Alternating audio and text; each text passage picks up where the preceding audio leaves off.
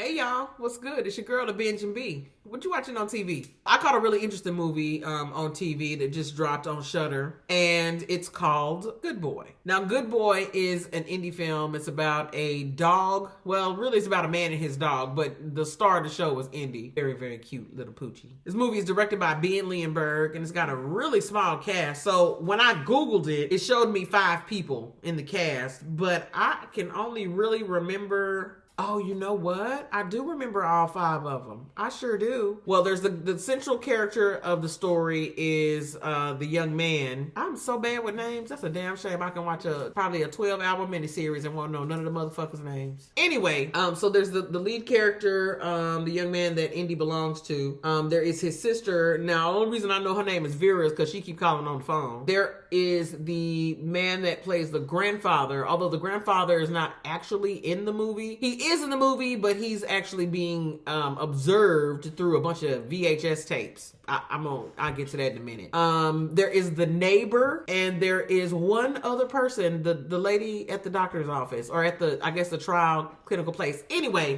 Good Boy is very simple. I struggled with how I wanted to talk about this movie, mainly because it's very limited on dialogue, and it's all story, which what else would we expect from a movie starring a dog?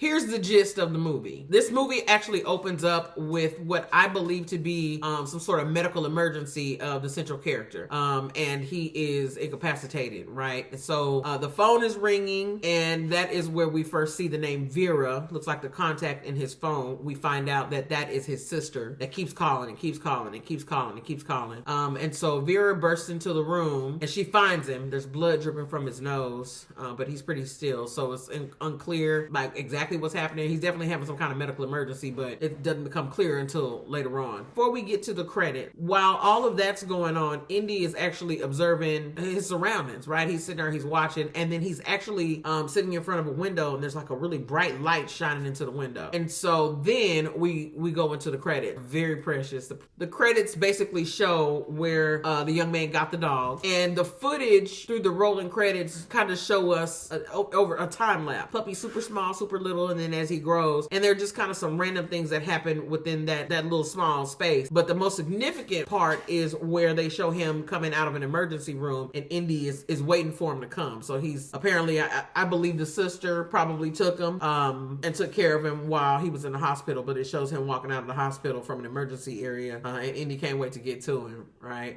So very, very sweet. As we get further into the movie, it looks like this young man is moving. He relocates to an old house way out in a rural area, and judging by a conversation that he has on the phone with his sister, it belonged to their grandparent or their grandfather specifically. So he goes out there. For some reason, he arrives late at night, and Indy is with him. And Indy is usually pretty much up for anything. I think anybody that has a dog knows that the dog, where you go, the dog wants to go and wants to be with you. But Indy does have a little trepidation. He don't want to go in the house initially, and so that means something. They eventually go into the house. The house is just a really old house. We know that the grandfather spends his last days there, as they have an encounter while they're out on a walk, but they're specifically looking for, I think he's looking for a generator or something. So a couple of things stick out. We know that this is a pretty massive piece of land that their family owns, and there's actually, it's so sizable that they actually have a dedicated space for the family cemetery that's back there. So as they kind of creep through, Indy is a little weirded out, and the young man just kind of, he talks to him. He interacts with his dog on a pretty regular basis. They super tight. They bump into the neighbor. The neighbor indicated that when the grandfather passed away, I guess however long ago it was, that they never found his dog. Even with the conclusion of the movie, I'm not sure why that detail was relevant. I was really constantly looking for that detail. It was relevant because as we go through the movie, Indy actually has many visions and dreams of the dog. I don't know how I forgot to mention that. But the gist of the movie is this. I'm going to summarize it as best I can. As the young man moves out to the house, Indy who is the actual star of this movie. He's a central piece to the movie. We're experiencing the house and everything through Indy's eyes for the most part. And the other really interesting part I actually like the fact that they didn't show any faces. There were no faces exposed except for the grandfather, and the grandfather's face was only exposed on the VHS tapes that the young man was watching. You know, I guess over time he just kind of wanted to get to know his grandfather. It's like a room full of VHS tapes where he recorded himself. And so that was really the only face that we could see. But just like any horror movie, this movie really is about just giving you the creeps. They approach this movie from Indy's viewpoint most of the time. I thought that was a pretty interesting take on what it would be like to experience supernatural entities as another being, as another type of being, as opposed to our human selves. That was a really interesting take on this movie, and I have had this conversation with many people. I actually had a friend of mine that I actually resided with briefly, and one major sign for me that it was not a good place to be was the dog. My dog was actually doing this shit the other day, and I just kind of watched it. So if you have a dog, you know, there are some times where they'll bark or they are physically reactive to something that we can't see. If you have a dog, you have probably experienced this at one time or another. I have some unconventional beliefs, I will say that. And I think when things like that happen with babies and animals, I really think you should pay attention to that kind of shit. I don't think you should push that kind of shit under the rug. Anyway, I mentioned that to say that Indy is on it. As soon as he get in the house, he's kind of seeing shadows, and he sees there's a specific figure that seems to come out periodically, and it looks like mud to me, like dirt or mud, which is what I interpret as actually being death. We'll get there. The whole thing is really just observing this weird supernatural environment through the eyes of a dog. I also think it's important to note this could have went terribly wrong. It could have been really stupid and super goofy. If they didn't map this shit out right, this could have been the worst mistake they could have ever made. But I will say that it was well made. I don't know that it needed to be as long as it was. This story is so simple and so straight to the point, and I don't know that it needed to be a feature-length film. Not like a, you know what I mean? Like it could have been in some kind of anthology story or some shit. I don't know. I'm glad they did it anyway. I mean, I liked the movie. I did. I liked it. I say all of that to say that as they get there, Indy starts to see these beings in these shadows and stuff. But also gradually over time, the young man, his person, starts to slowly get sicker and get sicker. And he even does some things that are very out of character. Indy is noticing that, and he refuses to leave his side. Gradually, you know, his health gets worse. His sister calls him all the time. She loves the shit out of him. She just try to keep track of him so much that she get on his damn nerves. But she loves her brother, and she checks on him quite a bit as far as calling him is concerned. But gradually he gets sicker, and he gets sicker, and he gets sicker. Towards the end of the movie, he dies. All of these different things that you really have to watch it, even though this is a one fat ass spoiler, I really think you should watch it to get the full context of what I'm trying to explain. You know what I'm saying? Because the way they map it out, it makes sense. As we're watching the movie, what I started to gather, and I could be interpreting this in the wrong way, but what I started to gather was that the shadowy creature, it was a being. It could touch and physically touch you, but that being was death. And it was coming for the young man who was super sick. I think the fact that he was watching the VHS tapes and the grandfather died apparently on this property as well. All of that, I think they did all of those things. I don't know if one thing is connected to the other or not, but I think it's a really good start for conversations as to what they might have meant, or like why they placed certain things in there or why they didn't, because those pieces are actually what carry the story. Because when you think about it, a dog running around and jumping around and seeing shit, I mean, I even mentioned it here, probably wouldn't be feature-length film worthy. But those little bits of pieces that just have you questioning things all the way up until the end, it actually keeps you engaged. It makes you give a fuck. You know what I mean?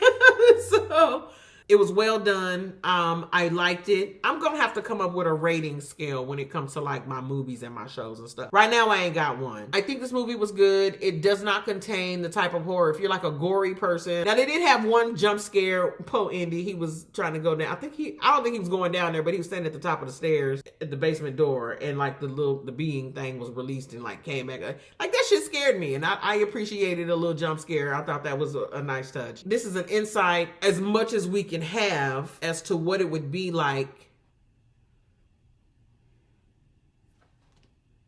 Oh my God, I'm tearing up. That's so crazy. The dog didn't want to lose his person. I can't believe I'm crying. This is fucking crazy. It's not that serious. Yeah, I'm okay. But it's touching. It is very touching. I've always been a cat lady. I've had a cat for almost 14 years. I've had the same cat, and then we actually took custody of another cat that like found us along the way. But earlier this year, I just got myself a puppy. And he big now, you know. But this is what the movie is about. This is what the movie is about. I cannot believe I'm sitting here crying. I guess I'm gonna still post this shit. Oh my God, this is crazy. Oh my God, I'm tripping. What the fuck? But yeah, so this is what movies are meant to do. The point I was trying to make is that, you know, if you have had a dog, or I think any kind of pet, I've had pets over the years. Like I just mentioned, I've done the cat thing. I think when I was little, I had like hamsters or something like that. But if you have had a dog and you're not just like a mean, evil person, if you're not a person that's not like disconnected, I know some people probably have dogs for specific things and that's just the thing and that's all they give a fuck about. But if you have a dog and you share a connection to that dog, it's a connection unlike anything that you'll ever experience. And it was sad watching Indy he was trying to protect his person. He didn't want to lose his person. And so that's scary for him. But that sounds weird to say when you're talking about a dog. Oh my God, this did not go the way I thought it was going to go. I did not intend on doing all this. But it was really sweet to watch Indy. As the movie closes out, like I mentioned, he passes away. And he passes away in the basement. I believe that's the same place where his grandfather passed, in a particular chair. And Indy is down there with him in the basement. The sister shows up. I guess she had probably called him. And again, he wasn't answering his phone. So her first thing she do is she jump in her car. She go see about her brother. When she shows up, she finds Indy in the basement. And he didn't want to leave. Took him a minute to get up out of there. And then they show the final scene with her taking him. And so he's going to start his life probably with the sister. It's just a really moving movie. It's a moving movie. A moving motion picture. I don't know. Anyway, yeah, the subject matter is just very moving. And I think that if you don't like animals, or if you don't give a fuck, or if you have the perspective that it's just a dog, then you probably won't get it, you know. If you do have that type of relationship with an animal, it's gonna move you a little bit, right? So I would say that if you are an animal person, you should watch it. And I think they did a good job with this movie. It's not what I expected. I don't know if I expected, like, I think when I was looking at the previews, I was thinking of like Ash and the Evil Dead type of, you know, action or some shit. Like this dog, like Cujo, like jumping on shit and like wrestling motherfuckers to the ground. And I think that's what I expected, and it was not at all what I expected. But I think I liked this a little bit better. So, you like the weird, off-kilter, like mushy, indie type shit? Do it. Good Boy on Shudder. It is a worthy watch. I enjoyed it. So, I didn't mean to get all emotional. That's all I got to say about this shit, y'all. It's your girl, the Benjamin B. I'm gonna go find me something else to watch on TV. Bye.